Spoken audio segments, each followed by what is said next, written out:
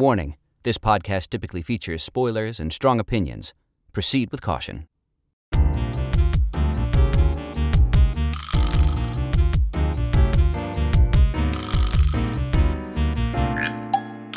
Hello and welcome back to another episode of Two Grooms, One Plot. Oh my God. The podcast where two lifelong storytellers talk about stories, and we're married. Mm-hmm. Yeah. I'm Pavi Proczko, audiobook narrator, author, performer. And I'm Colin Funk, childhood development expert and teaching artist. And today we're going to be talking about Mary and George, the final episode, episode 7, War. 7? It's 7. So we thought it'd be more episodes, and it's not. 7. Which was interesting. Yeah. But before we dive into the finale of our little summer mini-series, let's do our moment of the week. Great. Go Because ahead. We haven't been doing moments of the week. We have not been doing once of the week but for we'll Mary and recap George. kind of like Yeah. the whole series along with, not yes. but we'll This is going to be a little touch bit on- longer than the other ones. Yeah. Yeah. Great. So moment of the week. We saw Rachel Bloom's one-woman show. Yes. Death, Let Me Do My Show. Yeah. That's what it's called, right? Yeah. Death, Let Me Do My Show. And it was like, music and comedy. She's known for Crazy Ex-Girlfriend and her comedic YouTube videos. I've been a fan of hers forever. I love Crazy Ex-Girlfriend. I love Rachel Bloom. I think she's amazing. So I was very excited that she came to Chicago to do a show at the Steppenwolf Theater. And it was great. It was lovely. It was simple. It was like, it was a COVID show, kind of. It was about, obviously about death, like reflecting like her feelings about death and how both COVID and having a baby during COVID, how those things kind of like changed her feelings around death. And I'm like stalling because I'm wondering if I want to spoil what happens. Oh. I think you could. People have been warned. You've been warned. Okay, well, if you don't want it, if you're planning to see this skip woman ahead. show, I'm not sure how long it's touring. If you plan to see it, just skip it because it's just like, it's a cute little moment and it's fun that it's a surprise. But, or at least I didn't know. But during the show, there's a heckler. He calls onto this, like, he says something like, "Oh, please don't." Like when she's like, "I'm going to do this next." And he's like, "Oh God, please no." And then she kind of like addresses the heckler, but she's so sincere about it that I truly believe that she was like, "Great, this is a comedy show, a heckler. I gotta interact with this heckler," because like it's very common on the YouTubes and the TikToks for there to be content of people interacting with the audience. Right. So I'm like, maybe this is like just a moment of like, ooh, this I can is use fun. it now. I can capitalize on interact. this, yeah. I can interact with the audience. And it's revealed after like a little back and forth that it is one of the actors who's on Crazy Ex-Girlfriend is playing death in the show. And he is the heckler, but like he's not on the program. He's not in any of the promo stuff. So it's like I didn't know there was another person in the show at all. Yeah. Let alone somebody from the show that she's famous for. And so it's just like a very cute moment. Yeah. That It was like very convincing. very convincing. The whole audience was like so into it too. We were like all on her side and screaming at the heckler. Like it was good. It was really a nice moment. It really set up. And she just writes the best comedy songs. She's so good at funny. it. So they're so simple, so clever. They're like cheesy, but like intentionally so. Yeah. And like they make fun of themselves, and they're just so nice. And she's really good at giving the surprise lyric. Yeah. It's good. She's good at a surprise. Go see it. It's fun. Yeah. And now you can come back to the episode if you wanted to skip that. Yeah. My moment of the week. So I believe we will have probably heard the Lord of the Rings episode before now. Perhaps. I don't know. Maybe not.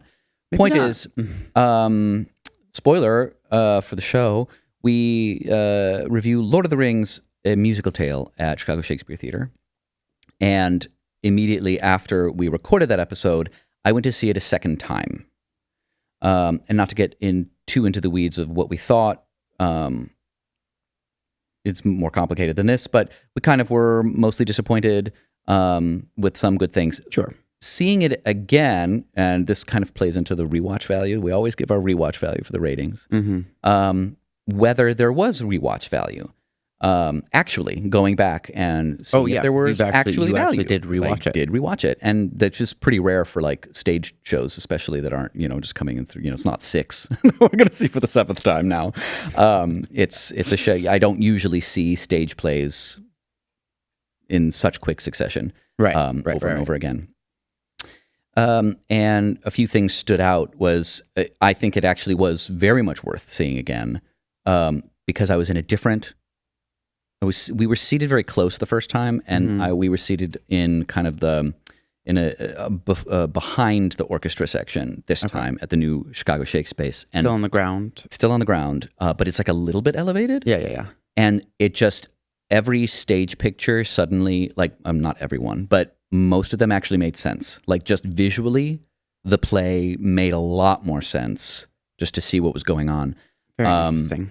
And it is fun to just live in that world. Like, it's fun to be there. And my eye rolls, and I'm like annoyed at all the stupid things that we were like talking about, all the things. The play is not good. It sounds like it doesn't change most of what we talked about. Right. The things that make it not good are not good. And also, if like you're directing a show and staging it to just be good at the back of the house, and no one in the front can see it, like, you did something wrong. Especially if you're charging more for those for real front seats. Mm-hmm.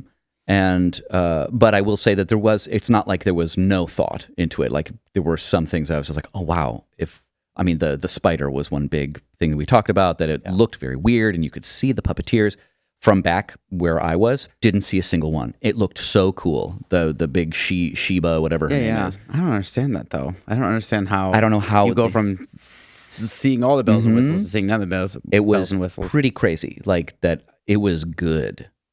That spider was really astonishing this time around. And that is a thing in theater, that like you have to take the time to watch the show kind of at every angle.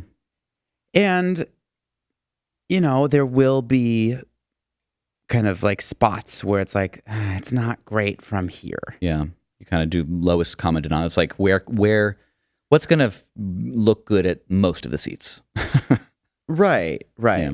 So I don't know. Well, it just like sucks that there will be, and I think if there are huge discrepancies on things that you see, you say, hey, this seat has a visibility. Right. It's not great from this seat. Yeah. Yeah. And there are, there's theaters that are like, there's a column in the theater, so like a that's just not a great bad angle, or like a proscenium gets in the way. Sometimes like if there's a higher balcony than you, sometimes like you can't see above, right? Like, so there are but usually those come with like price discounts. Yeah. And I have seen them when they're like, well, the way that we've set it, these seats actually aren't good views for this show, so we're discounting those seats, or we don't even let people sit there. Yeah. But how do you do that when it's like the first 4 rows of the orchestra section? Which are the most expensive. Yeah, they're always the most expensive, and everybody wants them, and it sounds really good from down there because that was very muffled from in back. It's just like there's a lot of, technical stuff that just isn't consistent around the house. But it was interesting to see it again, to see some things confirmed, see some things better, and most things confirmed. But I amend my rewatch value to a little bit higher. I think I gave it a 2 or something like that, and I'll give it a 3. I'll bump that back up. Yeah, it was worth seeing it again. Yeah, I think I gave it a 3. Yeah, I think you did too, because of like that fun element of like, if you really like Lord of the Rings. Yeah. And it was clear that people around us were having a good time. Yeah. So if you hear this before the episode of Lord of the Rings, it's not going to make any bit of sense. But just come back and listen to this after that episode airs. Or if it's in the right order, then you're good. No, still listen to the episode. Yeah, no, you can listen to it. It's just like you come back, just like after you listen to that one, then you're like, oh, that's what he was talking about. Just to remind you. Anyway, the moments of the week. Woo! Great. We did it. Let's move on to the episode. To the do a quick little story synopsis. of the episode. Yes. Mary and George, episode 7. Yes. War. It is the finale of our episode, and let's do our switch hit synopsis. See if we can. Yeah. Do we start in Spain, or do we start? No, we start with Mary confronting Bacon. Okay, that's the first thing. I wrote this down. That's what all that paper. Yes. So Mary confronts Bacon. It's like the first thing. He's like in a cottage, and his nose is gone. Confronts Bacon and is going to like kill him, but doesn't. But basically, she's like, "Oh, your life sucks." And then he tells her that George was the one who okayed the murder of the Irish girl, which is why she's there for revenge. She's like there to get revenge for I don't remember her name now, the Irish girl. We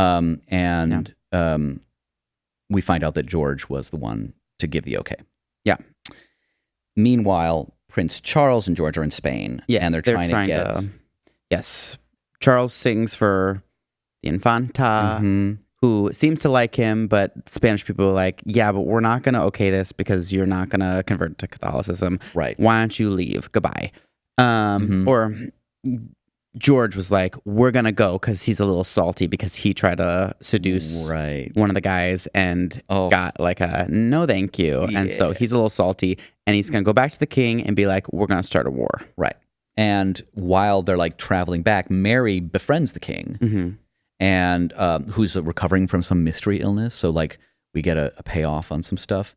And then while she's, like, taking care of him, George and Charles return, convince the king to let George talk to the parliament, and basically convinces them to go to war with Spain. Right. Which, like, pisses the king off. Because he's been, like, the king of peace and stuff. So Mary then tries again to like turn the king against George. Well, she's like, hey, you don't know what. Clearly, George just tricked you into getting a war started, and you did not want a war. Right. And the king's like, no, and then like burns the whole thing down that George built like some sex palace for him in the forest. And then George comes back to like see what's going on with the fire.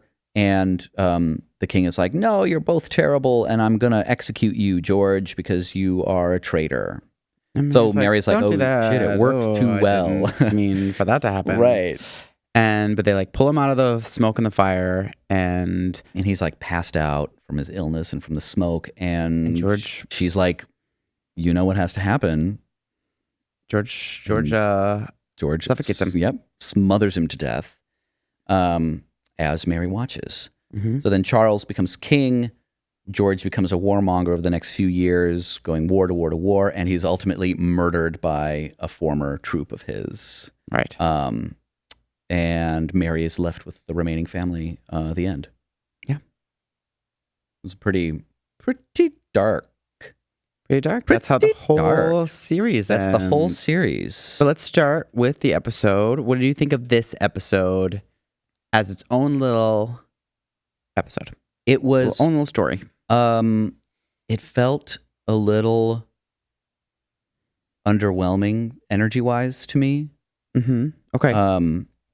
There like wasn't like even the big things like the king getting smothered didn't feel big. Like there were some things that just like didn't feel like they had like gone all the way or that any of it meant anything anymore. Okay. It's like I wanted to see more fall apart maybe. I'm not sure exactly what was missing, but it just like felt like there wasn't a whole lot of spark in it. Uh-huh. Like we're seeing dominoes fall, but they're kind of like, there's no fireworks in it. Do you think it feels more like a series conclusion rather than a full storied episode? Yeah. It on its own, it doesn't feel like a really good self-contained story. It's not a complete self-contained story. It's a resolution. It of a certainly story. is a self-contained story. It just doesn't like in terms of like feeling in terms of like There were some episodes that certainly had their own that felt arcs that were very strong and could stand alone. Very complete. And this one, like, I'm sure it could. It's just like I don't know if I want it to. You know? And I mean, part of it is that they're working with some historical fact and historical speculation, so it's like we're stuck with some things that just exist. Yes and no. I mean, like, yes, obviously, but I feel like the series up till this point, not that it's like so bad. It's not terribly egregious at this point, but like they've been doing a good job up to this point at that kind of the stretching and compressing of time to like match the size of the story. Yeah. Where it's like sometimes it's like, yeah, many years pass, but it's like, yeah, many years that didn't mean anything to this story. Right. So we, we're moving through time quicker. Yeah, because we got to get to the next thing that matters. And it's almost like they did that. They still did that, but it almost was like, well, maybe all of like the really juicy stuff is kind of over. Like that's kind of what it felt like. It felt like, well, the juicy stuff was done. The last juicy thing to happen is the king's going to be murdered. That's it, Right. And so then we're spending the rest of the episode kind of pretending like some of these things are juicy and they're just kind of not. Right. I think maybe I didn't, not that I didn't realize, I suppose, but it just, I anticipated probably more juiciness because the rest of the series is very juicy. Feels very juicy, yeah. Yeah, very soap opera. Like, oh, what's the next thing? Who's he going to sleep with? And it's just like, he kind of doesn't sleep with, he doesn't. And that's like part of the story is like he fails at his like, sexual He does conquest. that. There's some juiciness, but it's like at this point, I mean, I think to your point earlier where there's historical limitations. Yeah. Where it's like, we don't want to add that much to what we know at this point. Yeah. At this point, we know these things kind of match up. And it's like, once you get into war, then it's like, now they're just doing a job and it's war and it's not that interesting anymore. Right. There's not as much political intrigue anymore. Yeah. Especially once the king is dead, it's like, there's not much, like it's how these people are able to kind of manipulate the king. Yeah. And that is like a big part of the story. So the rest of it is like, now we're just watching it play out. Yeah, it feels like that's for sure. After he dies, the rest of it just plays out, but it almost feels like the full episode is just we already set up the pieces, and now we're watching it play out. Like now we're at a point of inevitability, and I think that asks an interesting question, storytelling wise, about what to do when all of your interesting stuff is done, but your story's not done. Like, how do you keep the energy up? And maybe the answer is you don't, and maybe like that's like it makes more sense in maybe a book where like I can imagine a book where it's like, yeah, the last 50 pages is not exciting and interesting, but you just see how it plays out. Right. In a TV show, it's like, well, that was a full episode that was a little bit boring. That might not have been. I don't know. The stuff with Spain was really interesting. Yeah. It really, I mean, like, it wasn't that boring, but you're right. Because there was really, I think what I'm really missing is like, there's no big like headbutts between like people. Mm-hmm. Yeah. We see the king and George, I think, is the biggest. Yeah. Well, and George, Mary, and the king, Right. like the three of them. But like they almost happen separately, and they like get resolved really Very quickly and easily in both little. Like Mary comes in and she's able to get in the king's side immediately.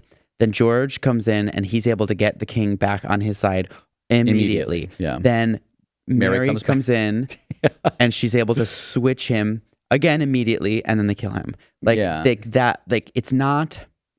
We don't get much tension in it. In the relationship specifically. Yeah. Like and the guy in Spain whom he has this like, that's like the biggest tension I think we feel the whole episode is George coming up to whoever it was in that guy in the church in Spain, and essentially is like, hey, I'm gonna seduce you, and Because you're gonna he's give me what I apparently been want. like seducing everybody in Spain. Yeah, and or just like everywhere. It's, Everywhere he goes. Yeah, like that's part of his political strategy is to sleep with all of these people. Wow. I mean, they show little clips of him Right. sleeping with these people in this group and that, blah, blah, blah. Right. Like, sex has been such a big part of his political strategy What happens forever. when it's no longer And then he like panics commodity. and he's like, war, which is like interesting. That is interesting. How do you think they were able to keep that tension alive with why is the tension with the Spaniards so palpable? It's the first time we're really seeing that strategy fail that explicitly. Mhm. Like it does, like at the beginning with the king, it's like a slow, but like it's like kind of like I think it's both like he's just like barking up the wrong tree in the first place. Yeah.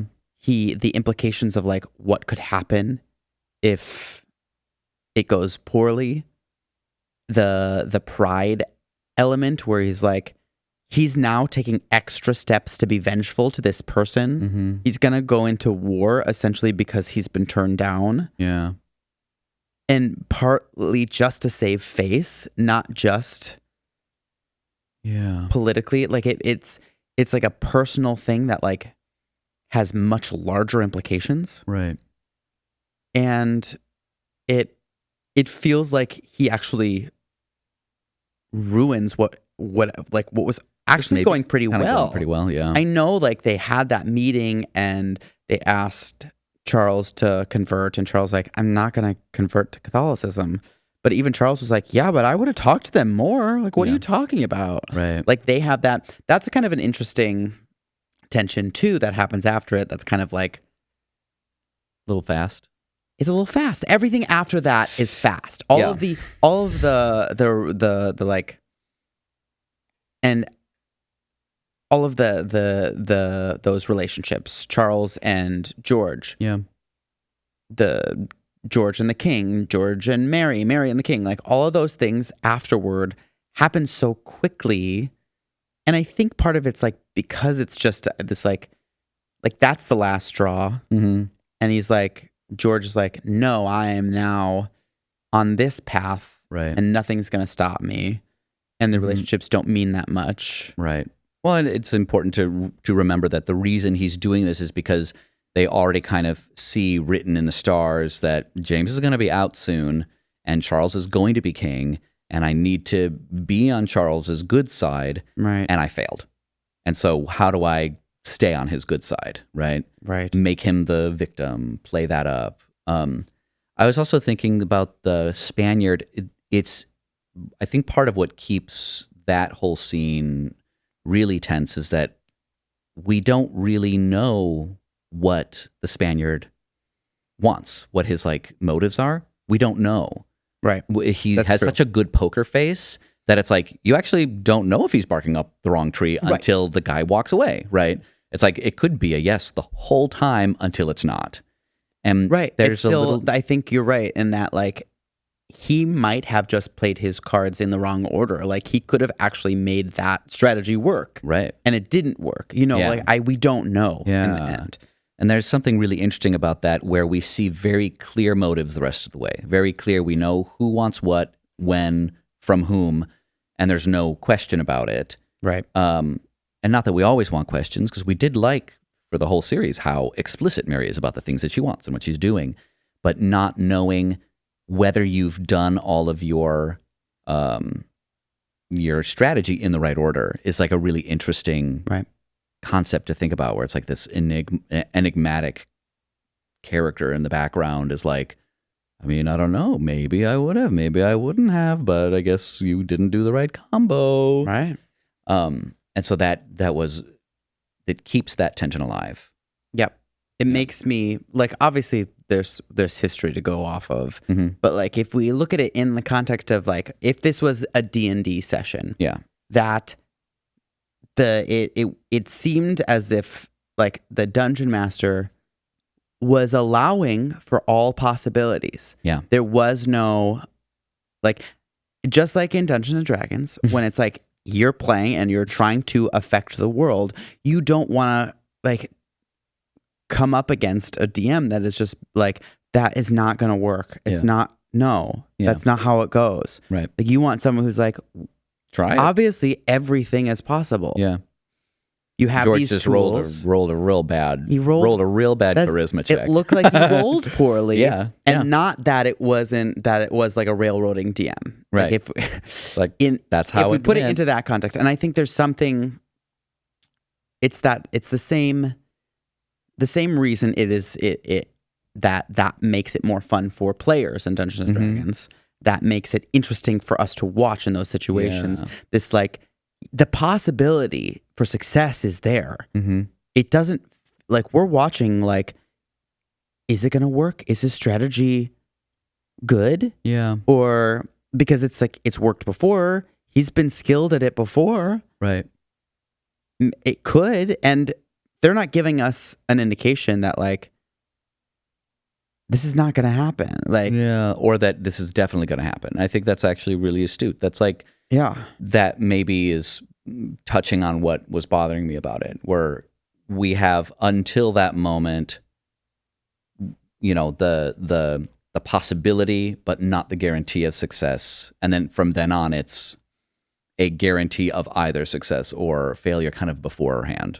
Right. And that is not then as interesting. It does feel like I mean, especially once we get to the king's death, then that's it. That's the end. Right. And now we're just watching a denouement. We're just watching. Right. We're just watching what how do the chips fall. And I guess that must be a really common. I think that's a really common issue just with finishing out a story, because you kind of write your story and you make all of the pieces move where they go, and then there's a point at which everything just kind of resolves. And how do you keep tension up there? How do you make it people feel like even though the story's quote over, it still could, something else is possible? Yeah, I think part of it is that timing issue is like the speed of the successes and failures. They didn't have any more story to tell, so it was just these historical highlights for one more episode. Maybe that's like, and I think it's particularly difficult in historical fiction when you're working with real history, because it is a fine line. Because I don't think I would have loved it if it was like a whole bunch of fake shit. No, you know what I mean? Yeah. I don't want to watch stuff that I look up later and I'm like, well, that's not real. They're already did speculating that a lot. to make it more interesting, which they're already doing. Right. Like we said. Yeah. There's just a limit to how much that is going to work. Yeah. And then I want to talk about like the last moment of the show. We see Mary sitting at the table with her family. Yes. And she's like ends like looking at the camera, but we just see kind of her looking at her people. What do you make of it? What do you make of that moment? I mean, it feels like I think I got what I wanted, but was it worth it? Or it's like be careful what you wish for almost. Yeah. Kind of like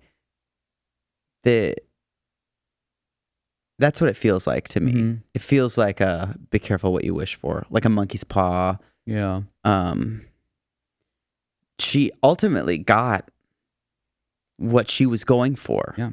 She has a stable financial life. Her family is secure and set, and she doesn't have to answer to anyone. But everyone that was actually important in her life is gone. Yeah. And is she happy in the end? I don't think so. Right. I think I was also struck by how, like, looking at all the people around the table, just like how have her machinations affected each one of them? where you see this kind of like table full of like miserable people that are really unhappy with their lot. And she was like directly responsible for them, you know? And so it's that like, well, all of your power and all of your scheming brought you to this table of people who are just like damaged from what you've done. They're like, they're better off in status and in money, but worse off in almost every other way. Right. Yeah. And would it have been worth it if George was still alive? I don't know. Yeah. I'm not sure. The point is, we see kind of early on, I guess let's open this up now. I mean, because this is the conclusion of the series. And I think as a conclusion of the series, I would forgive the timing feeling rushed at the end, because agreed, endings do that. You know what I mean? Because even those little shifts in relationship, those quick shift, like they're not important in the grand scheme. Right. Like I think it like goes to show, it's like at this point it doesn't matter. Like Mary, George, whoever, who like with the king, like it doesn't matter to the king. He's like he's over. Done. He's done. And I think that is clear. But as a piece of the whole series, we see Mary early on, especially with the Irish woman. And how she's like, why don't we just run away? And like the cliche trope, like, oh, why don't we just run away? It's like, because we could have more. Because we could have more. Yeah. And it's that never stopping. It's the flawed hero going for for more than I can chew, right? It's like, because the thing is at the point where Brooks says that, she already has a lot of money. She's like, we could take the money you have and just go. And it's like, because it's not even about the money. It's about the status. It's about the winning. It's about, you know, she feels this like cosmic unfairness. Yeah. This like, I was wronged by the cosmos. Yeah. I was born a woman. I don't have any of these things. Yeah. I was born into this family with this terrible abusive family, married into another abusive situation. And I now have the opportunity to right these cosmic wrongs. Yeah. And I think just when anybody is, if you're looking for justice and righteousness, there is no end. Yeah. There's just, because like, especially if you feel wronged at like a base level. I was born into XYZ terrible life. Like, can't actually ever write that. Like what's gonna, if you're going for more, especially if you're comparing, she's comparing herself to the king. Yeah. Specifically. She's like, why should he have more than any of us? Yeah. And like, I should be able to have as much as that person.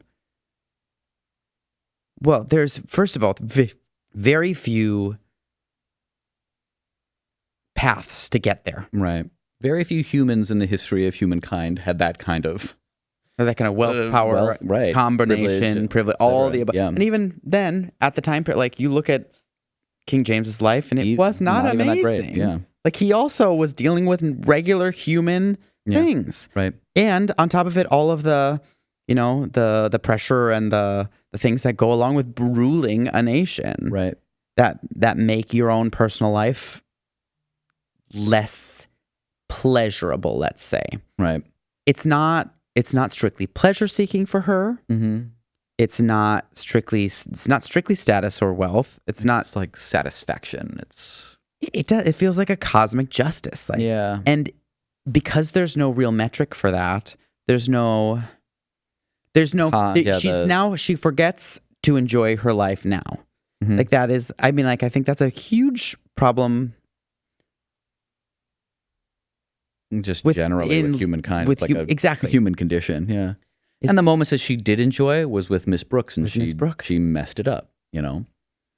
The only moments we see her have where she's actually just kind of like in rest are the moments with Miss Brooks. I'm wondering if, like, getting the king to toss George aside was her attempt at just getting him back. I would not be surprised by that. Yeah. If she was just like, I am done with I'm trying to get out of this. I'm trying to get out, and I'm trying to push George out because I see what it did to me. I don't know. Like, it's unclear because I don't think she's given it up completely. Mm-hmm. Yeah. Well, she'd have some other new way in, especially if James was going to die soon, you know, there'd be another avenue, but like kind of overplaying that hand. Yeah. But there's something about that relationship. Obviously, the show is Mary and George. Right. Yeah. So we're looking at how that relationship ends up. Right. Like, what is that? Because I do think even with this last episode, we are looking at what happens with their relationship specifically. Yes. That is the story. Mm-hmm. And the show is consistent about that. Yeah. I mean, we start with the umbilical cord situation. It's the like from life to death. Yeah, kind of. And we like end with the moment where he's still attached to her. She kind of brings upon him his demise ultimately. Yes. Even though the king doesn't necessarily do it, it still kind of happens. It's the dominoes. Yeah, right. Like, at the very least. I mean, she was such a big part of the design of the way his life went. Either way, like, so he was attached to her the whole time, even when he wasn't. Even those episodes where they're not talking for many years. Yeah, like we skip those. Yeah, we do. We do skip those. It's still related to her. Yeah, because the show is Mary and George, and I think that is a smart way to look at this little blip of royal history. It's not about James. In fact, I think that's interesting with like the poster, like the way it looks. You see Mary's face, you see George's face, and the king is facing away. We don't actually see his face in the poster, and I think that's like he is important, obviously, in the story, but it reflects the story as we should be absorbing it. It's not about the king. It's not. It's about Mary and George. It's about their relationship, not how they... Obviously, like their political rising and falling and rising, like but whatever how they you can kind of destroy each other. The story is about the relationship, and how it and like what these things do to their relationship. Yeah, the power struggle between them, but not the political power struggle. It's like the agency struggle between them. He's looking for that agency, and she's helping and hindering it. And then he exerts his power and she loses things. And they really do. They cut each other down by the end, really. Yeah. And I think it's very interesting to look at it through the lens of, like, especially that last episode of once she loses Miss Brooks. Mm-hmm. That she is now trying to reclaim this relationship. Yeah. Now she's like, oh, that's now in my sights. Yeah. I'm remembering the importance of that. That is clearly not the only motivation she still has left in her life. Right. But I think the way they portrayed it, like, I think it is clear. She has a much even if that's not like better political mind than George did. So once he's up there, oh my God, shouting about war, she's like, that is a terrible idea. I'm going to go tell the king because I have to like, it's like, I'm going to call the cops on my drug addict son because it's the only way I can get him off of it. It's the only way I'm going to save his life. It's that kind of thing where she's like, he's actually making a really stupid choice and I need to get him out. Yeah. It's very interesting. And there's so many, like, even just talking about that struggle between them, there's so many like little themes, and like we've talked a lot about women. Mm-hmm. Like that is a main like power, the power that women yield, what they're able to use, and where they're still like lacking, and where George, who is not a woman but does not have nearly as good of like he's not as smart. Right. He's a second son. It's not in the primary heir. Right. But even he is still able to wield more power than her in the end. But they're not smacking you in the face with it. No, yeah. It's clearly a huge theme. Like clearly like women and their use of power in history. Yeah. It is a really great, it's a good example of you don't write to theme. Yeah. The theme emerges, right? It's like, it's not the story, it's the theme. It is there. And you don't need to be explicit about it. It's big. And it's not that's the other thing, but it's not the story. Yeah. Women and their power isn't the story. It is just so important to the story. Yeah. And I just think they do it really well. Yeah. They give these women, they make these women very, very powerful. And they show you how far the power gets them and what the limits are on the power. Yeah. That is a huge theme that runs throughout. But it isn't the story. Right. I think that's brilliantly crafted. It's pretty smart. I know that I was saying that the episode was like really boring, but I think as far as part of the whole arc, I think I'm pretty happy with the story itself. I think it's very interesting. It really works. Especially like remembering it's Mary and George, and it's like you look at the story, because it's not about like, yes, of course there's so many times where like, is George gonna get this or is he gonna do this? And it's like in the end it's like it doesn't really matter what happens with Charles and Spain. And it's not about that. It's about like, Mary and George. How's this going to turn out for this mother and son? Yes. Yeah.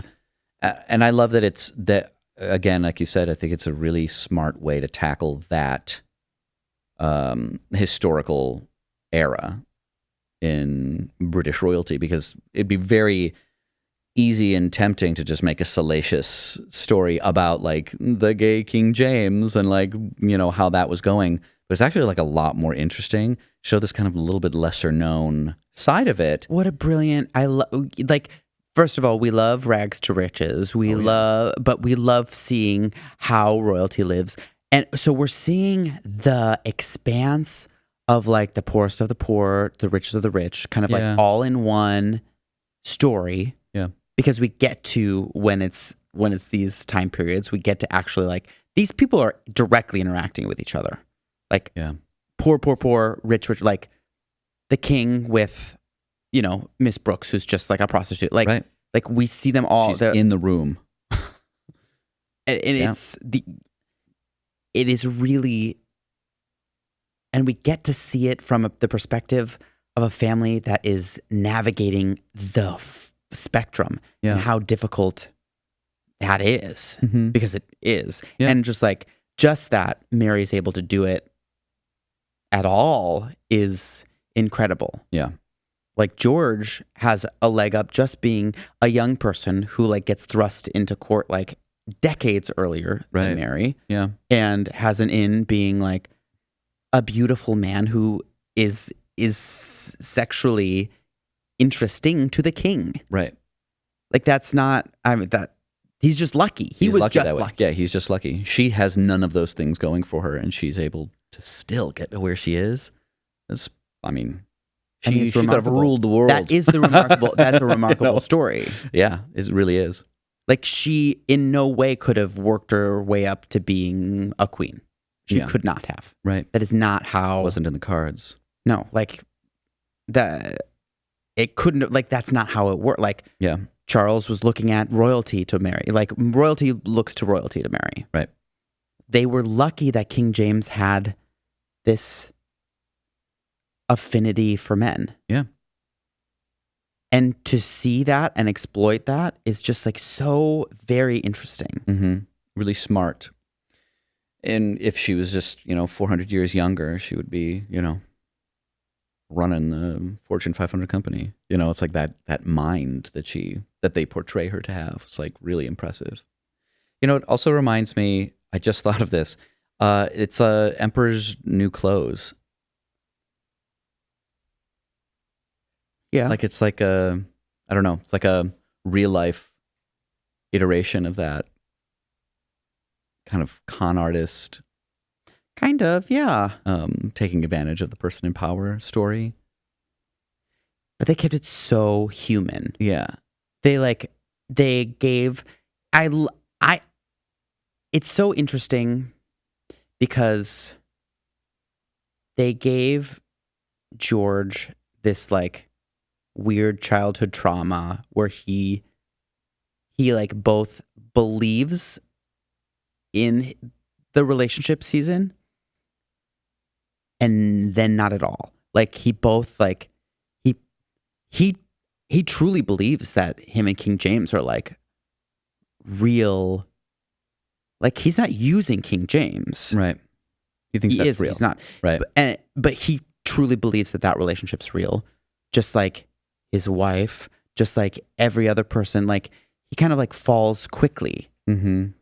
And he's looking for that approval that his mother is not so forthright. He's got mommy issues. Yeah, you know what I mean? Like issues, yeah. very cliche, but like that, like a real. He'd never had like a real secure relationship. Yeah. And so he is looking for it in all of these ways, and they end up having like implications much bigger and grander. It's a really cool look at how real flawed humans affect the course of history. Mm-hmm. I mean, storytellers should take notes for that because it's like that's why we consume stories. We want to see humans do things that are real human things. And it's not just like movers and shakers making proclamations and decisions. It's like, well, it's more based than that. It really is. It's really, like you said, it's George, feeling offended that Spaniard didn't bite on his offer for sex. And so he's like, war. It's like, it's really so simple. The episode is called War. Yeah. Do we see war? Not really. No, we don't see war. We see the human people interacting. Yeah. The things that create the war. Mm-hmm. We see the war between people. But it's like, that's what changes history, not the actual wars. Right. Yeah. Like him getting mad at that Spaniard in the church is what changed history, not the war they ended up in. Right. Yeah, that carried through that moment. Yeah. But it was really this very small, it was an interpersonal moment. Yeah. And how often we forget that when we look at history. Mm-hmm. We're like, oh, look at these vast time periods where look at these world wars and all these big things happen and all like we look at these grand numbers of things and how things shift in like big events. When I forget that there's like egos involved. There's like people, just like a person is there. Yeah. And so when things happen in real life where we're like, that one crazy person is doing all of that. And you're like, yeah, that one crazy person is gonna alter history because they feel like this or they don't like this and or whatever. They just happen to have their hand on the lever that, pulls the trap door open. And even the people that go along with it are not always on board. Right. But humans, we do that. We do that. We rally around each other, we work with each other, and so it makes it possible for anyone from any background to come in and affect things. And it's like just a really interesting, I think just like generally very interesting subject material. Yeah. I think the story was very smart. We're watching Mary and George. And I would be very interested in seeing what this team comes up with next if they continue to work together. I'd be really curious to see more kind of historical bio stuff like that. Do we know if they've done anything before? That's the question. I don't know. That's a good question. Because maybe they have. Yeah. And we just don't know. But this was, I think in general, if I'm looking at the overall story, I thought it was very well done. Yeah.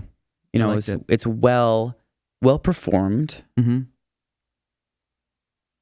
and just generally a good storytelling. Yeah. When you've taken historical events, it's just like it's like almost like good photography, where it's like it's the events are there. You can't you're not really adjusting the things that have happened. You're just framing it. You frame it. Mm. You put the right lighting and the right filter and the right the image is, the composition is more than just what's going on. right. And I think photography is generally more difficult to find artistic than any other Painting or something. painting, Yeah. or because when you're starting from a blank canvas, you have all the world to be creative. Right. In photography, you have a subject. Yeah. You have to just kind of make it work. Part of the artistry is just identifying what the subject is. Yeah. And so just finding this, What to filter out. Yeah. and oh, this is the story. Yeah. I mean, again, it's we've talked about it before, the relevance filters in stories, where it's there's so much that happened in that times period of the story of Mary and George, and we only see little bits and pieces. How much other royal decrees were happening and things like that. It's there must have been tons of stuff happening. Tons. It's not the first time they spoke with Spain. No. But again, like we had mentioned before, I think, that Spaniard must have been in the court the whole time. But we don't see him until we need to, because Right. we're actually telling a different story. We're telling something else that's very specific. I love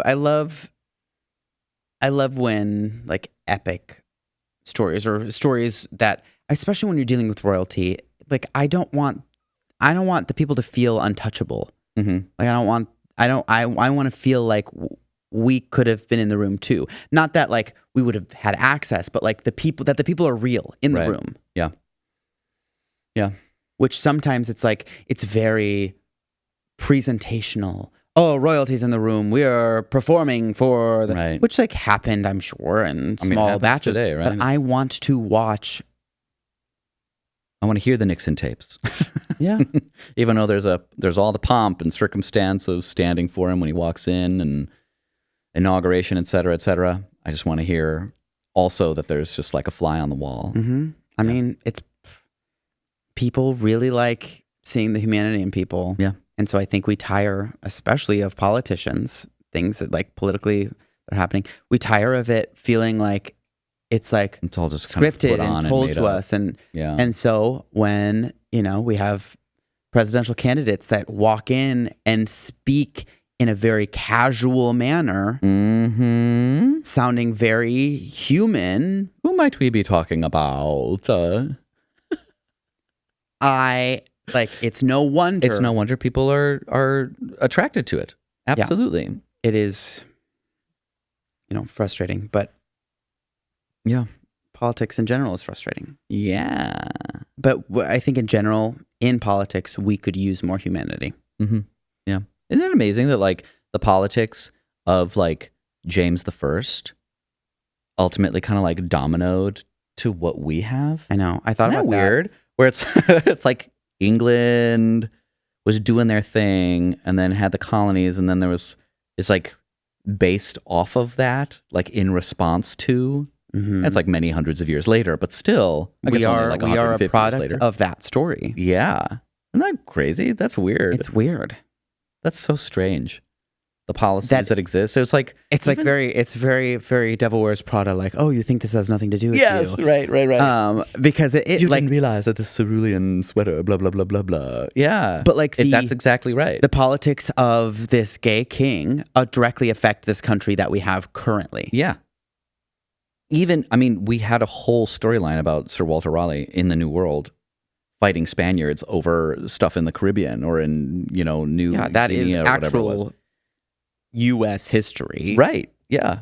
But it's so is what was happening in England. You know what I mean? Yeah. Because we are a product of England, even though both of us have more recent more recent like lineage from Europe, but other it's like countries, but at least our political heritage is like directly born out of and I'm James sure the First and like the Parliament and all that.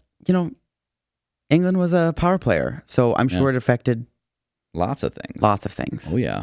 I mean, so these things, it is interesting to watch like these interpersonal things happening between real people and how they've affected our lives now. Yeah. That's weird. It's Whoa. weird.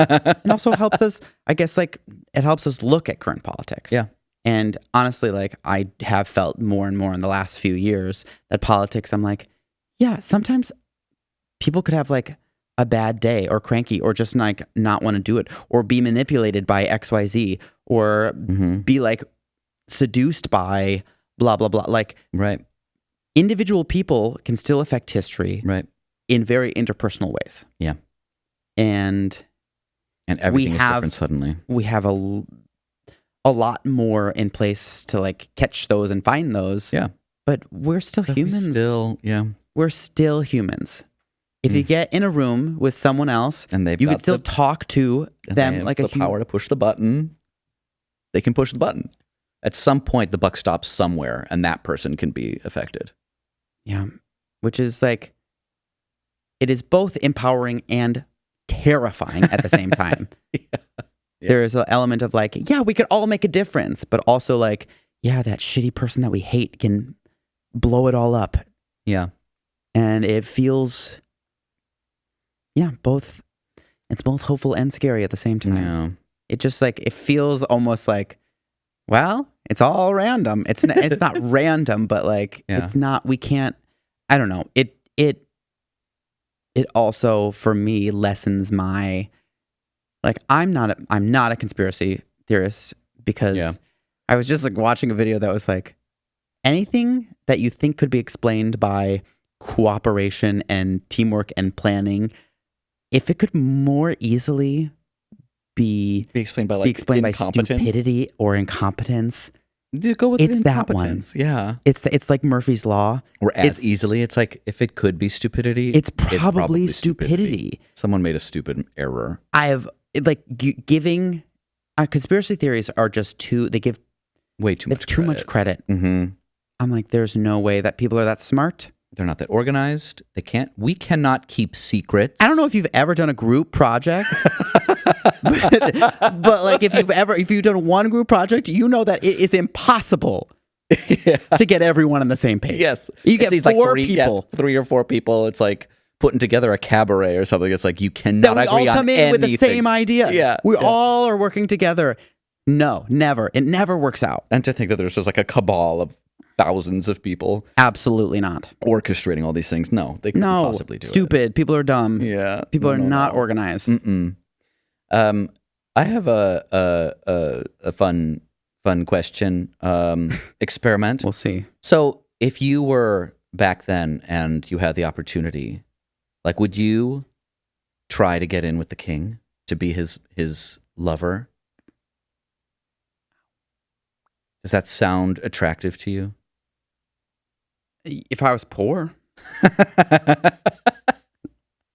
I think so. I mean, like, if I thought that I really had a chance, I probably wouldn't be very good at it. You know what I mean? I would probably be one of like the many men on the road. Side, you're like, hey, come here. I'm the chef. I'm a butcher. There's no way I would get in the room. Yeah. But, and you know, I'm like a short little dumpy and like from Irish lineage. I'm sure like I'm not getting there, but like, would I want to? If I had the opportunity, I would try for sure. Absolutely. Yeah. Like, there got to be a point where I'm like, he's not that unattractive. The king. Yeah. And he's a little old, but he looks old. Great. He's in shape. Yeah. He's probably got he's eaten really well compared to other people. Yeah. Probably smells a little less than everybody else. He's the rugged Scottishness. Yeah. Like, I think there's like, he seems fun. He's not so, like, at first I was like, I don't know if I'm going to believe it. And then eventually I'm like, no, I get it.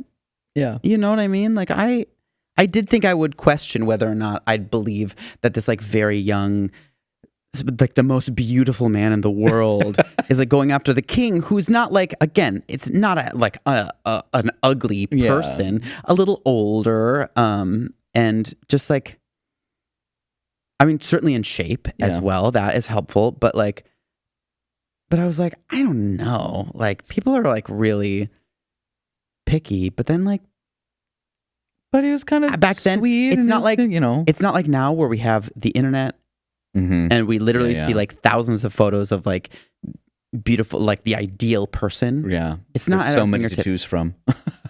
And they're all 5 feet away from you. Right. And like, you hope that one of, like, the pretty people choose you. And it's like, at that point, it's like, I think it would be easier at that point to be like, I don't give a he's rich and has food. Yeah. That's sexy. Yeah. I don't care. It's 30 years older. Great. That also means he's going to be dead soon. I'm going to have all of his stuff. It's going to be great. I think it is a learned behavior to be so, like, sexual selection is a privilege. Yeah. We have so many options. We do have sexual selection, but, like, historically, it's not simpler than that. It's not that strong. Yeah. Like, we always did, like, choose based on attractiveness, but it wasn't just attractiveness for so long. I think attractiveness is, like, I mean, what that meant was so much bigger, right? It's like, it is, how much food do you have? How much can you provide? What are my prospects on the other side if you happen to go, et cetera, et cetera. Right. Not just like, are you beautiful? That was part of it, but that could also go away, Right. It could be like, it's secondary. I don't know about that. Right. I do think the attitudes have changed. And I think it's, like, hard because it feels very innate. Yeah. It feels like, well, I couldn't be attracted to that person. Like, yeah, but it's a totally different set of rules in that time period. Paradigm is totally different. Yeah. It's totally different. What you find attractive is going to be unfamiliar to you today. Absolutely. So I guess, like, it's funny that, like, my jump to is, like, would you want to be with this old man? It's like thinking about, like, could I be a prostitute? And it's like, it's hard to think about being a prostitute because it's like most of being a prostitute is having sex with people you're not attracted to. Right. And it's not really the same thing. Right. Yeah. Because, like, the power and the money, like, they have different implications. Yeah. There are lots of different jobs we can do still. Sure. And you'd have to feel really destitute, I think, in today's age to feel like the money is worth the numbing. But obviously it happens. Yeah. Obviously, like, it happens to this day that people feel great. Yeah. Or it's just like, it's only a little bit of time and I'm going to be able to make out with all of this stuff, Yeah. Or they can, like, really get into, like, I'm attracted to, like, the situation. I'm attracted to the like, you can, it's not about the physical appearance. Yeah. I think like, I just keep going back to, like, just the capriciousness of, like, royalty and, like, that when they're done, they're like off with your head situation. I just like that, like, stresses me out. That would be like, that would stop me from, like, even trying to be like, I don't know. It's just like, there's just so much pressure. It's okay. I'm just not going to worry about it. But then, like, what's your life other than that? I don't know. Because that's the whole point. Yeah. You know what I mean? Right. Like, how bad is it? Yeah. What am I actually going for? Yeah. Interesting. It's like Mary has nothing left to lose. Yeah. Mary's like, there's only up from here. Right. Yeah. I don't know. Interesting. Yeah, I say yes. I say yes. You say yes. Yes to sleeping with the king. If there's any royalty out there who's interested, give me a call. We'll work something out. And I'm a scaredy cat. No, no, stay away from me, you little worm. So funny. I'm like in the back row of that group, and I'm just like, I don't know if he sees me, maybe. Oh my god. Yeah, I'm not trying very hard. You got enough ego that if, like, you were approached, be like, maybe. Yeah. Me. Let's just talk about it. I mean, like, just that we were both musical theater people. Yeah, we're pretty for real. susceptible Yeah, to people like, you are the most beautiful thing I've ever seen. I'm like, really? Oh my God. I believe that now. Forever. Oh. I will believe that. The I'm going to king hold on to told that me. forever. Yes. Mm-hmm. Oh, you're right. Shall we rate this? Yeah, let's do it. It's the show. Let's the do series. the show, the series. Yeah, we'll rate the series. Okay. So we'll start with storytelling. I say a good 4.5. Yeah, I was going to give it a 4.5.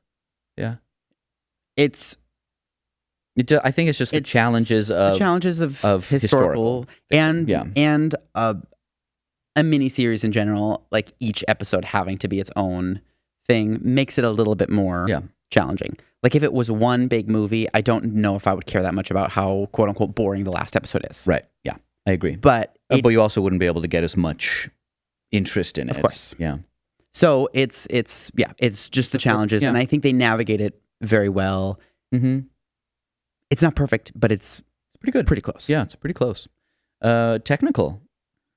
I think I think I have to give it a 4 probably. Or 3.5 maybe. There's some questionable camera angles that are a little weird. Okay. And I think there was a little bit of like some of the dialogue rubs me the wrong way. There's just like it is anachronistic and it's consistent throughout. It's like it's modernized, and so there is like a style to it. I have a question about that. So you know me, and I've been watching all these linguist TikToks because I'm on linguist TikTok now. Yeah. I don't know why but there's a phenomenon that's like we can't use historically accurate text sometimes because it feels too current. Interesting. There are things that we say, like if the term unfriend has been used since like before Shakespeare's time or something like that. Oh my. It's been used for forever, but now that it has this connection with something technological, social media, oh wow, to use unfriend in it's like how could they that they didn't have Facebook back then because it didn't come from Facebook. It's not. That is a different. That's an interesting phenomenon. So, and I'm just wondering if some of the anachronisms you're feeling are not actually anachronisms. And I've often wondered too, just like, what was it like to hear people speak to each other back then? And was it just like a lot more like what we know today? Is that just like what it was? I think so. That's what it seems to me. That's really interesting. I'm not, obviously I'm not an expert. Sure. Yeah, there's like that one, isn't there like old recordings of like people speaking from like a long time ago? That's like the oldest recordings of people speaking, and it's like from like 1870 or something. And you can hear how they speak, and it's like, oh my God, they just like talk like us. Yeah. That's so strange that they just talk like us. Huh. There's Weird. like the movified versions of things that we see and that we see it in there's been a lot of things like, yeah, that's what you expect this to look like or this to sound like or this to feel like, but it's not actually like we expect them to be talking like Shakespeare wrote, because it was about that time. It was that era. Right. So we see Shakespeare plays and we think that that's after Shakespeare, how they spoke. Yeah. Jacobean theater-ish. Yeah. Just a little bit after. And it's like, that actually was extraordinary poetry. It was poetry. At the time. All of it, yes. It was stylized at the time. Not at the just time. like, that's not just like how people spoke. Right. There might be some words in there, like the thou situation, but it's just like, but it was not like reflecting actual dialogue. It's not like, I don't think that like going to the Ren Fair and hearing people speak, I don't think that's as accurate as people would think. Yeah. Interesting. But I think, to your point, they made the choice for it to sound very modern in a lot of ways. Yeah. A lot of fuck this and, the way that they swear and stuff. It just sure feels very modern, but I don't know. That's the swearing part. I'm like, I don't know if that is actually that different. But I'm not sure. Yeah. I would ask. Part of it, I just watched another video about makeup, historical makeup. How when we picture Elizabethan makeup, that like the powdered face, because they used whatever they used. Oh my God. Is it lie? I don't remember. But it's like, you see Queen Elizabeth and it's just bright like white face. Yeah. And it's not how that makeup sits on your skin. Yeah. Like they've done, it's lead. Yeah. It's lead makeup. Right. And it was much more natural than we looks imagine. Much more natural. It like is much more translucent than you would imagine. Yeah. But we don't use lead makeup, so we've like forgotten what it actually looks like. Yeah. It just looks like caked. It's not clown white makeup. Right. Yeah. It just gives you a little bit more of like a fair complexion. It does. Just a little fairs out your complexion, but it doesn't make you that pale white. That is not actually accurate to how people looked. Yeah. And I like seeing that, I'm like, but that's literally the only thing I've seen. So I just assumed that was right. And I think that is, it just like opens my mind to the possibility that things were a little bit more normal. Like it wasn't just like all ass backwards people right forever. Yeah. Yeah. That's really interesting. So I guess I have like a dual. It's like 3.5 if it's not accurate, 4 if it's more accurate. I'm just going to give it a 4.5. I think the acting is really extraordinary, like in times where it doesn't have to be that extraordinary. And I think the style is well done generally. It feels consistent to me, even with some of the weird camera angles. It's still like it. That's why I'm not giving it a 5, because like I know some of the things you're talking about where I'm like, I'm not really sure what that one was. I feel like that was an extra shot that just happened. I don't know why I was like that. That's so strange. But for the most part, like the crafting of it, especially in context of like you're taking history and crafting it into a miniseries, I think it's like very well done. Yeah. Yeah. So I'm going to give it, I'll go to 4.5. I'll give it a 4. It's my final answer. All right. Rewatch value. I'll give it I'm going to give it a 3.5. Yeah. Not that it's not, like it'll take me, like I would go back maybe, I don't know, 5 years later to like actually rewatch it, maybe. Yeah. I'll give it a 3. I want to really watch like moments of Julianne Moore, especially. There's some good stuff. I do want people to see it. That's like what pushes it high, pushes it high for me. Like I am not going to go, it's heavy, it's historical. So some of it's like, it feels long. It feels, it's not like quick and it's not like a show that I'd watch like every night. Obviously. It is just like not a happy comedy. It just isn't. That doesn't mean it's not well done. I just like am not going to watch it once a year even. You know what I mean? Like I might revisit it and be like, I'm curious about this. I don't know if I would even like rewatch the whole I don't know if I would series, but I would.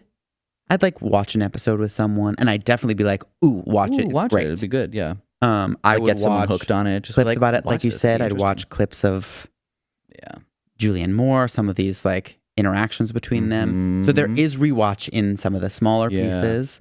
But it is an interesting, like different considerations when we're talking about a full series too, as opposed to just series, like a movie. Sure. Full series. And I think when it's historical fiction, there's an element of education where I'm like, if I feel like I'm not rewatching educational documentaries over and over again. Because I watched it and I learned the information. Right. And that's now you don't need to see it again. There's that consideration with historical fiction. Yeah. And I think there's also an element I find when like depending on how interested I am in doing extra research on it. It's like if I found out more, like did some like extra reading, be like, ooh, I didn't realize all of that was going on. And then I went back to watch and be like, oh, did they implement that? I don't remember, especially if it was like a little bit later. This could do for, like, I certainly have looked at things and I have rewatched sections. Yeah. Yeah. So, 3.54. I just like, I want it to be, I don't want it to be scored low just because of the genre it's in. You know what I mean? No, sure. Yeah. And I'm thinking about like if I were to walk into a room and someone's like, oh, I'm gonna watch an episode of Mary and George. If you want to sit down and watch, I'd be like, yeah, sure. Yeah, I haven't seen it in a while. Haven't seen it in a while, but I liked it. Yeah, I'm not like bored by it. Let's maybe do it. I'm 4. Maybe I'm gonna pop it up to a 4 for me. I would do a 4. Yeah.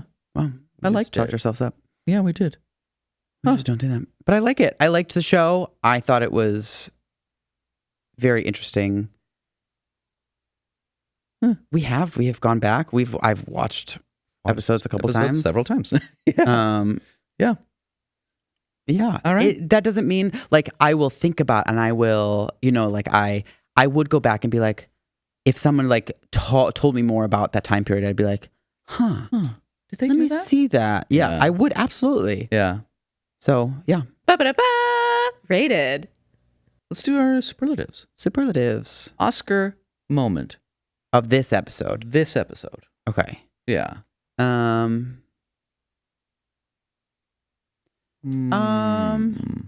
interesting. I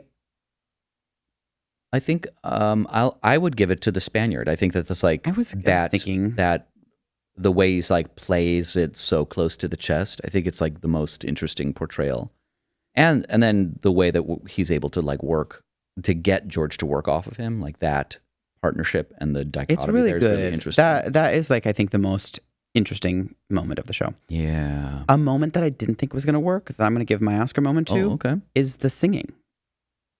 Oh, yeah. Charles singing. Yeah. He just legit, that actor, I'm pretty sure it's that actor singing. If so, he's great. He sounds lovely. His voice is very lovely.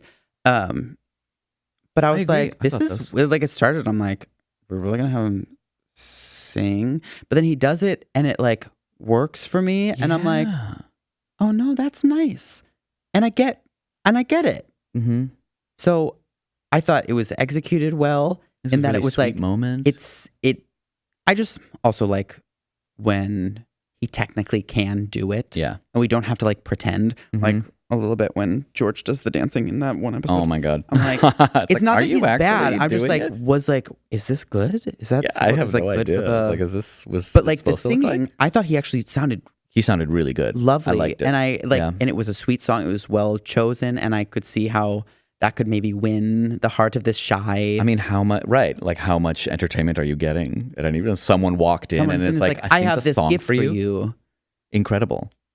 And so I bought it, and I didn't think I would. Yeah. And I was impressed. I was like, okay, you did it. Because there was a couple other moments in the series, like the dancing and the cello playing, that I feel like they tried to do similar things, and they fell a little flatter. He's definitely not. Like I had to suspend more disbelief for those. And that one, I was like, oh no, you got okay, I get it. Yeah. And it was another moment where I'm like, it's like a weird thing that you wouldn't think matters. Yeah. And it does. And it does. It does matter. Yeah, I forgot about that. I really like that moment too. Yeah. That was really good. And it makes me think of too, I kind of have an honorable mention for this. I forgot that I loved all of like the Spanish design. Just seeing like all the Spaniards and they're like black garb. I just like love it. We were in Madrid this year. I know, and I was like so into it. We're like, ooh, they're in Madrid. We're in Madrid. But I just love seeing them all in their blacks and the crazy, like, they all look like Skeksis with like the feathers coming out of their necks. Oh, it's cool. So funny. Cool. Yeah. Unearned moment. I think the moment, I don't know, they set up a lot of, like, I think they do better at Mary winning over the king, and then it was like really sped through him, like George winning back over the king with that weird outside forest. That was what I was going to give it to. The outside castle thing was so weird to me. I get it, like he's like outdoorsy and he likes it, but then we don't acknowledge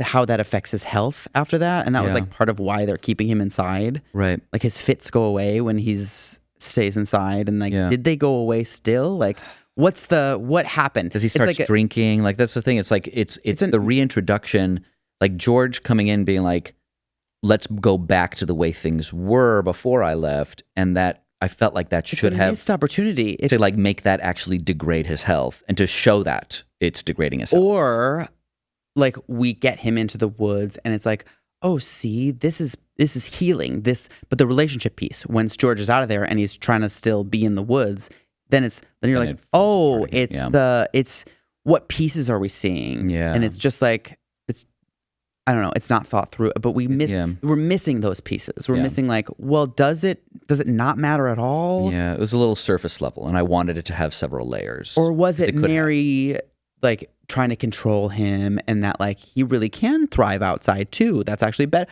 Like there's missed opportunities, Right. is what I'm seeing with that moment. Yeah. Especially like we're sort of dealing with his health, then we're not. And sort of not. Maybe they were poisoning him. I don't know. It's all unclear. Yeah. Agreed. Let's go. Maybe we open this up to the full series. Okay. Biggest surprise. Biggest surprise.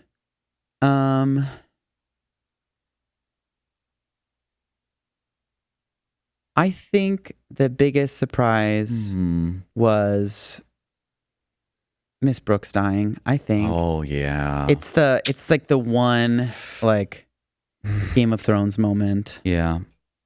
that I'm like, God damn it. Yeah, that surprised me too. I am mad about it.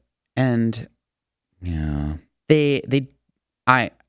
I thought they'd do it well enough that I'm not like, they did that to piss me off, because so many like, I feel like sometimes when I watch things, I'm like, you just did that to get a rise out of me, and I don't like it. Yeah. I don't It's like love this it. got a rise out of you, but it was actually like, yeah, that's how the story has to go. I get it. It's actually I do how it has to understand go. that that's how it goes. Very and- frustrating, but it's really but even, important that it like, happens. It's so smart that we even see Mary and Bacon interact after, Mm-hmm.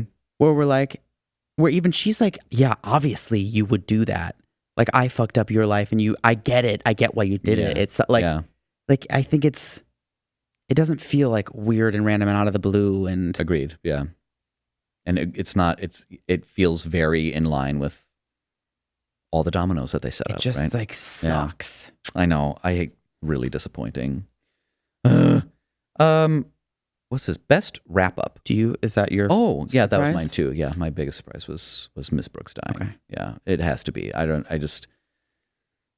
mean, maybe. There are surprising singing. things, I guess, that happened, but like, Yeah. that's like the biggest like, oh, no shit moments. Yeah, where I was like, oh no, my God, they're gonna do that. Oh shit. When the second that I realized that that's what was happening, I was like, Oh, fuck. and it Yeah. was like, oh, there's nothing that can happen. Like, there's no more hope. Like, it was just it's like, she's stuck. oof, yikes. Mm-hmm. Yeah. It's really well crafted, Yeah, it was a really good moment. and I hated it, Mm-hmm.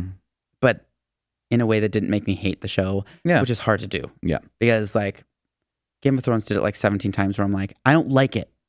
Stop I don't like doing you. that. I don't like that it keeps happening. Yeah. You're just trying to make me mad. Yeah. And I'm like, who do I care about now? Why do I care? Who do I care? I will And this always one we still I do always talk about Game of Thrones and why Yeah, I know. I'm not How a big fan. disappointing. Best wrap up. Like best storyline. Yeah, best storyline, I guess, like the complete kind of like on a good arc. Good complete arc.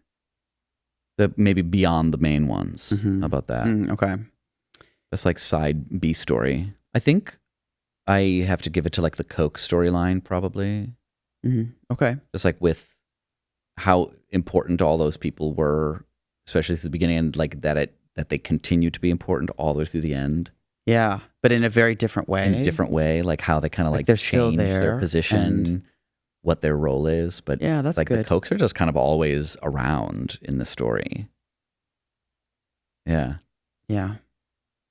I liked just like Charles's storyline in general, because Yeah. like there's a lot of like little breadcrumbs at the beginning, Mm-hmm. but again, they didn't give it to us until it was important, Right. and then really followed through. Yeah. With that story. Yeah. I liked how he kind of like comes into a little bit. You see a little bit more of him. You see his growth. You see an arc from Yeah. him.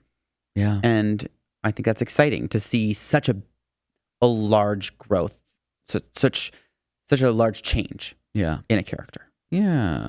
It's exciting to see it, and it's well spread out, Yeah. and how it's been affected by the story. Mm-hmm. It's happening because of the story. Right. Not just like Right. randomly out of nowhere. Right. Finally, let's do one more. What would you have liked to have seen more of? I'm still interested. I feel like there was like about the older brother and his wife. Mm-hmm. I was like, I kept waiting for more there. Yeah. What was that going to lead to? Mm-hmm. It just kind of like resolves and is just like done. Yeah. It's like just to make the Cokes an enemy. But like yeah. Yes and no. I mean, I wanted to see a little bit more of that. We saw her. Yeah. I wasn't sure. Like, I don't know. Maybe it's because I really felt like they set up, like it felt really scary. Yeah. Like they really set up like really that character was really unhinged or unhinged. like, and I wish maybe even that there was like a little bit of like, well, she kind of tames him. Mm-hmm. Like it's not great for either of them, blah, blah, blah. But like she does kind of like get him to, you know what I mean? Like it's like this like unsatisfying equilibrium. Yeah. Which I feel like Bittersweet. a lot of it gets there, especially like around the like Mary and the rest of the family. I think that's kind of like what we're talking about. At the end, we're looking around and we're like, we're generally unsatisfied. Yeah. There's an equilibrium, but it's like everyone's just like a little bit meh. And I wish there was more care in that storyline. Mm-hmm. Yeah, that's interesting. I just miss Lady Coke. Yeah, I was really that's true. sad she kind of disappeared after like the third episode and we don't see her again. I wonder why. I don't know. Like we see a lot of Mr. Coke, Lord Coke. Yes. And very interesting. I like his growth too, and that kind of he starts as this like meek man, and then we see him as kind of like coming into power. But that's very interesting. Wanted. I mean, I just liked her so much, and I thought she was such a firecracker and such a good rapport with her and Julianne Moore, and I would have liked to have seen more. Yeah. Yeah. I wonder if that's a historical like. She fell out of court. She died. Or she divorced him and it was it, you know, and we never saw her again. Yeah, right. It's very possible. Did she divorce him? I don't know. I don't know if she lost all her money in the dowry. Oh, jeez. Wow. Or she lost a bunch of money. I don't know if it was all of her money, but she... Woof. Yeah, truly got screwed. Yeah, I would have liked to see her do something more, be around, or... Yeah. Even if it's not historically accurate, just to have kind of that like a jester character almost, where it's like someone just like, yeah, you fucked up. You know, it's like someone just like on your shoulder talking in your ear about how there's something interesting about her kind of like falling off. I just wish it was like acknowledged or something. You know what I mean? Like because it was such a strong element. The same way we see Bacon disappear. You know, it's like there's that rise and fall. We don't see her fall really. You know, we just see she just is gone. Right. Yeah. All right. That's it. That's it. I guess finally, what do you think about doing a full series? Like, how was that? Like for the podcast? For the podcast, yeah. I liked it. Yeah. It was interesting. I mean, it's like interesting to dissect it in pieces and overall. Mm-hmm. Yeah. I wonder if there's like, you know, we've done other TV shows, of course, but we've done like full series as in one thing, and to actually do it episode to episode. I'm glad it was a little shorter, this one too. I think I would be interested to do another one that's maybe like not historical and see where that goes. It's like a fully kind of manufactured story. Right. Yeah. All right. Maybe one with more issues. Yeah. Something that we hate. Here's looking at you, Umbrella Academy. I will never. No. All right, let's wrap it up. Okay. Thank you so much for joining us for this episode of Two Grooms, One Plot. Follow us on all the social medias. If you have an iPhone or any other, rate and review us wherever you get your podcasts. You can find us on the YouTube. You can comment there. You can find us on the social medias. And we hope to see you again next time. I'm Pavi Proczko. And remember, the fastest way to a girl's heart is singing a cappella. And I am Colin Funk. And remember, I was going to do something so similar to that. Damn it. I'm Colin Funk, and remember, don't just leave Lady Hatton out. Just bring her back. All right. Thank you. Bye. Bye. Thanks for listening to this episode of Two Grooms, One Plot, a Pavitas Productions project, hosted by Colin Funk and Pavi Proczko. This podcast was produced by Chicago Podcast Studio. Our opening cartoon was created by Gloriu, and our theme song was composed by me, Pavi Proczko. If you enjoyed this episode, please subscribe to our podcast on Apple Podcasts, Spotify, or your favorite listening platform. You can also follow us on Facebook, Instagram, YouTube, and TikTok at Two Grooms, One Plot for updates on new episodes and behind-the-scenes content. If you have any feedback, comments, concerns, or kudos, you can email us at twogroomsoneplot@gmail.com. Please rate and review us wherever you can. It would help us out a bunch. Thanks again for listening, and we'll catch you next time.